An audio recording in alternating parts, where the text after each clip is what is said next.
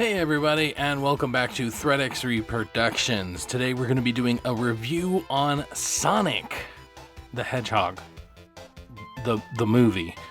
So Sonic the Hedgehog, the movie, came out and it didn't suck. Like, if that's the highest praise I can get it, I feel like it's actually way better than you think it is. Because for a video game movie to come out and just not absolutely positively suck, or to not even follow the original story of the game, it's saying something. Putting that aside, I would actually dare to say that it was a really good movie. Even a really, really good movie. I don't think it was quite a great movie, but it was still really, really good. I really like the character of Sonic and how his character kind of develops over the movie.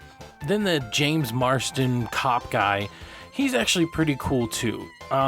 There's maybe some cliche things with him, but it was never enough to detract from the enjoyment of the movie. And can I say that it's just nice to see Jim Carrey being zany again, like we used to have him back in the 90s. That is such a breath of fresh air to see Jim Carrey just be the Jim Carrey we know and love.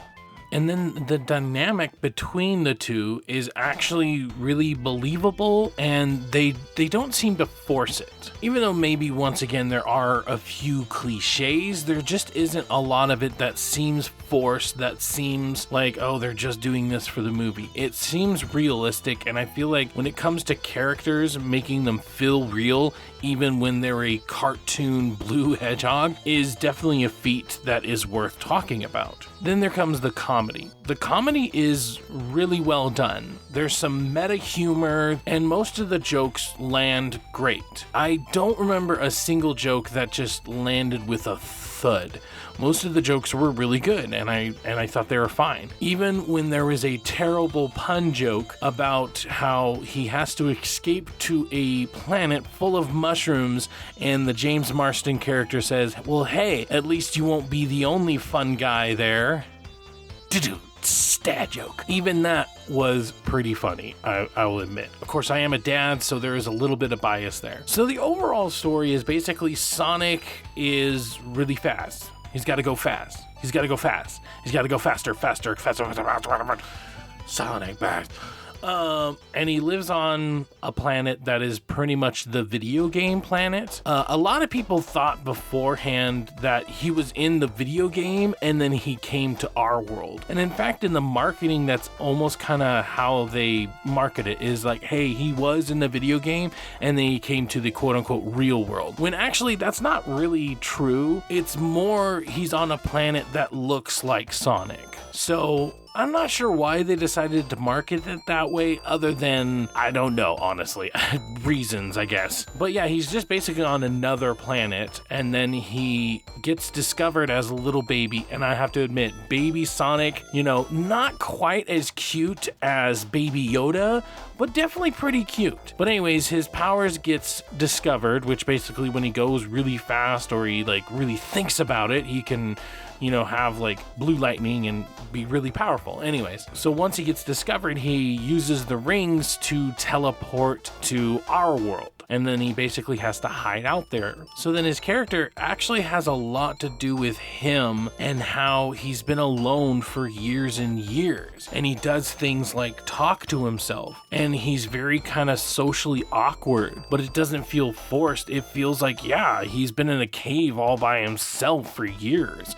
And this is probably how somebody would act. And that really plays into the movie well, and it plays into his arc very well. Because obviously all he really wants is a friend, and who's that friend? James Marsden. And that's the part of the story that is a bit cliche. It's like, oh, you can be my friend, and friendship, yay. People, let me tell you about my best friend. He's a warm-hearted something and ba ba da ba da ba ba da ba da ba. But it works. I mean, I have to say, it works in a kind of 80s movie kind of way. It really just works. And considering that the game came out in the 80s, them using kind of tropes from the 1980s movies makes a lot of sense, actually. And I don't know why, it just fits. And then the James Marsden character, basically, he's in a small town and he hates being in the small town and he wants to be in the big town. And so that's kind of his big motivator, is that he wants to go to San Francisco to be a cop there. So then when they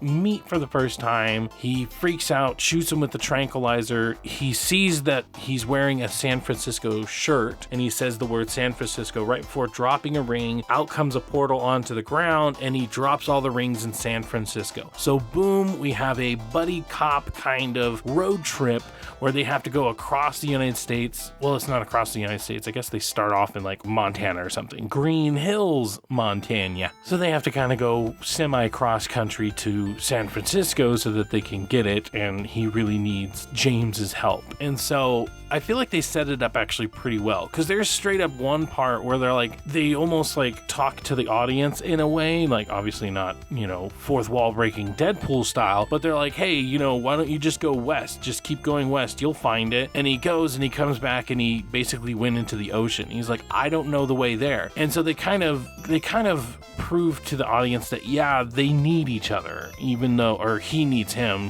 James doesn't really need Sonic or anything, but still they kind of show that, it's not like he could just go there himself. He needs help. And I like that. That was kind of cool. There were a couple of sequences that were like very Quicksilver inspired.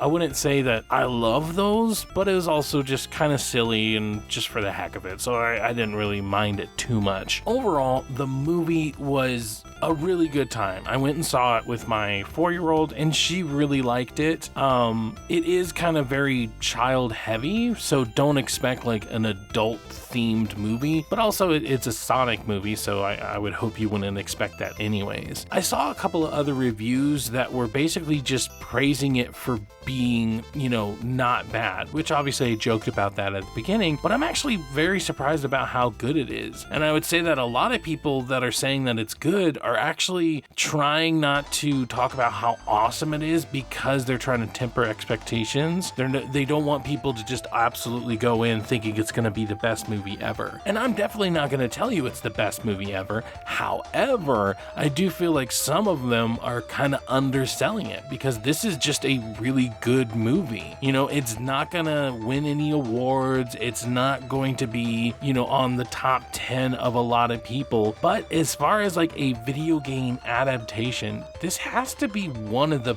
best of them out there. There are so few that saying that this is the best ever is really like not a huge feat, but it also undersells how good the movie is. Either way, I really enjoyed it. It was a really good movie, and if you like Sonic, I feel like you're going to enjoy yourself. Even if you don't like Sonic, but maybe you like video games, it's still probably good to go and support this movie to show the creators that, hey, this is the type of movie we want. We want it to be faithful. We don't want you to adapt it in such a way where you make this ugly, humanized with weird ass teeth Sonic. Like, support the creators when it comes to putting something out that's good. Because then if not, we're still gonna get these Hollywoodized adaptations, and that's one thing that I would definitely like to put out there.